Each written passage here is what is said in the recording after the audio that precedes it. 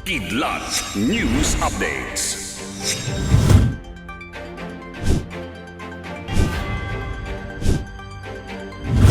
Ako po si Cesar Soriano, kasama ang buong puwersa ng Kidlat News Channel para ihatid ang mga nangungunang balita sa buong kapuluan ngayon.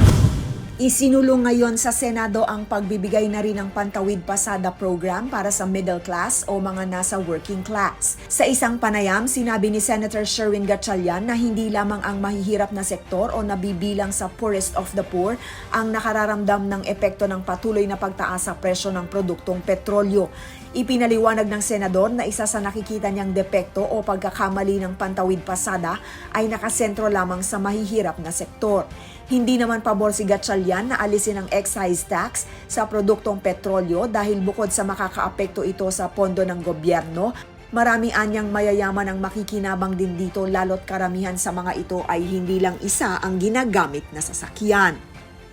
Aabot ng mahigit sa 36,000 na sako ng imported na bigas at iba pang produkto na nagkakahalaga ng 400 million pesos ang nasabat ng Bureau of Customs o BOC sa 3 bodega sa Tondo, Manila. Sinabi ni Customs Commissioner Bien Rubio na galing ang imported rice mula sa Vietnam, Thailand at Myanmar na nagkakahalaga ng hindi bababa sa 90 million pesos. Bukod sa bigas, aabot ng higit 300 million pesos na smuggled goods gaya ng laruan, cosmetics, kitchenware at iba pang produkto ang natagpuan sa bodega. Halos 200 barangay sa Northern Mindanao ang itinuturing na areas of concern sa nalalapit na barangay at sangguniang kabataan elections. Ayon sa Police Regional Office 10, wala pa namang barangay ang nasa red category o nasa critical category.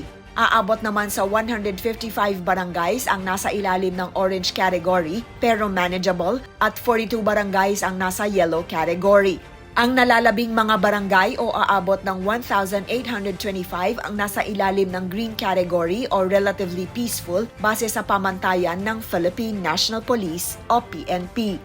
Para sa Kidlat News Updates, ako si Rosalyn Sinchonco, nag-uulat. At inyo pong natungayan ang mga headlines sa nakalipas na mga oras.